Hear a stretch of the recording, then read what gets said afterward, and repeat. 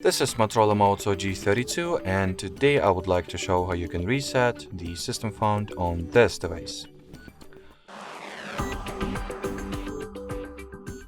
So in order to, change the font of your interface to whatever default font you had, you will need to open the personalization app. That is, if I'm not mistaken, going to be the separate application. It seems like I am mistaken. Then you can just open settings, then go for the personalize over here. Onwards, open the fonts page and simply select the default one. Then do not forget to hit this check icon to confirm the changes, or to apply them rather. And that will be it. So thanks for watching, thanks for your attention, and bye bye.